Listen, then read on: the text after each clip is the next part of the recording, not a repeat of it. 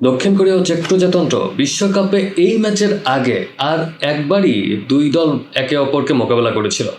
সেই ম্যাচের ফলাফল ছিল 2-1। সেই ম্যাচে জিতেছিল দক্ষিণ কোরিয়া। সেই ম্যাচের স্কোর লাইনটাই বিশ্বকাপের এই ম্যাচেও বহাল থাকলো।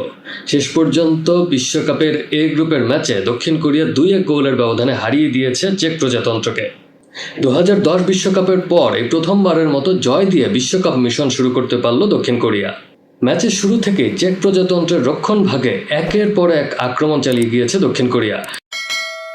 ম্যাচের পরিসংখ্যান যদি বিবেচনা করা হয় তাহলে দেখা যাবে যে 62% বল পজিশন ছিল কিন্তু দক্ষিণ কোরিয়ার কাছে, অন্যদিকে মাত্র 38% বল পজিশন ছিল চেক রিপাবলিকের কাছে। ম্যাচে দুই দলই কিন্তু একই ফরমেশন নিয়ে খেলতে নেমেছিল, 3-4-2-1। দুই দলই 3-4-2-1 ফরমেশনে খেলতে নেমেছিল। দক্ষিণ কোরিয়ার তারকা খেলোয়াড় সং হিউংমিনের দিকেই সবচেয়ে বেশি ফোকাসটা ছিল এই ম্যাচ জুড়ে। তবে সং হিউংমিন কিন্তু এই ম্যাচে ব্যর্থ হয়েছে না, তিনি তার প্রত্যাশা মাফিক পারফরমেন্স করতে পারেননি। একের পর এক গোল মিস হয়েছে তার কাছ থেকে। শেষ পর্যন্ত কিন্তু কোচ তাকে তুলেও নিয়েছিলেন। তবে হতাশা নিয়ে শেষ পর্যন্ত মাঠ ছাড়তে হয়নি দক্ষিণ কোরিয়ানদের, কারণ ম্যাচের তুলনামূলক আক্রমণ দক্ষিণ কোরিয়া বেশি করলেও 59তম মিনিটে কিন্তু তারা উল্টো গোল খেয়ে বসে এবং শেষ পর্যন্ত এবং আরেকটি গোল কিন্তু চেক প্রজাতন্ত্র করেছিল, কিন্তু সেটি অফসাইডের কারণে বাতিল হয়ে যায়। না হলে হয়তো বা ম্যাচটি 2-2 গোলে ড্র হতে পারত। তবে শেষ পর্যন্ত দক্ষিণ কোরিয়া কিন্তু হাসি মুখে মাঠ ছাড়তে পেরেছে 2-1 গোলের বিজয় নিয়ে।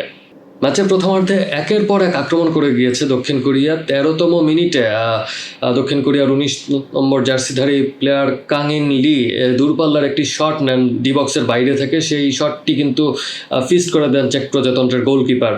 চেক প্রজাতন্ত্রের গোলকিপার এই ম্যাচে দারুণ খেলেছেন, মোট 4টি সেভ তিনি কিন্তু করেছেন এবং পুরো ম্যাচ জুড়ে তিনি দুর্দান্ত পারফরমেন্স করে গিয়েছেন। না হলে হয়তোবা দক্ষিণ কোরিয়া আরও কয়েকটি গোল পেতে পারত।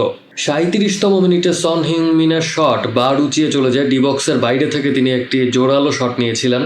ঠিক তার 1 মিনিট পরে সং হিউংমিন কিন্তু চেক প্রজাতন্ত্রের ডিফেন্ডারকে কাটিয়ে আরও একটি শট নেন, কিন্তু সেটিও বার ঘেঁষে চলে যায়।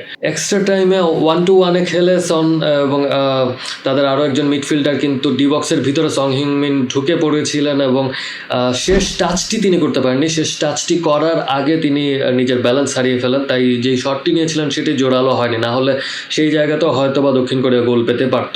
ম্যাচের ধারার বিপরীতে একেবারে 59তম মিনিটে চেক প্রজাতন্ত্র একটি থ্রো ইন পায়। সেই থ্রো ইন থেকে চেক প্রজাতন্ত্রের অধিনায়ক লাডিস্লাভ ক্রেচচি হেডে গোল করে বসেন। সেখানে পুরোই ধারার বিপরীতে এই গোল খেয়ে বসে দক্ষিণ কোরিয়া। তবে দক্ষিণ কোরিয়া হাল ছাড়েনি। এর ঠিক 7 মিনিট পরেই কিন্তু দক্ষিণ কোরিয়াও তাদের কাঙ্ক্ষিত গোলটি পেয়ে বসে। সে কারণে ম্যাচে 1-1 সমতা ফিরে আসে।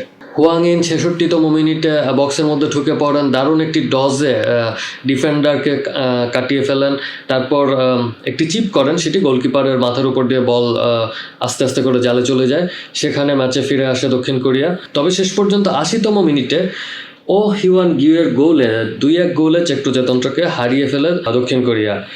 দক্ষিণ কোরিয়ার এই জয়টি দক্ষিণ কোরিয়াকে পরবর্তী রাউন্ডের যাবার ক্ষেত্রে পথটা অনেকটা সুগম করে দিল, কারণ পরবর্তী ম্যাচে তারা খেলবে তুলনামূলক দুর্বল দক্ষিণ আফ্রিকার বিপক্ষে। তাই সেই ম্যাচে হয়তোবা দক্ষিণ কোরিয়া যদি বিজয় লাভ করতে পারে তাহলে খুব সহজেই রাউন্ড অফ 32-তে দক্ষিণ কোরিয়া পৌঁছে যেতে পারে।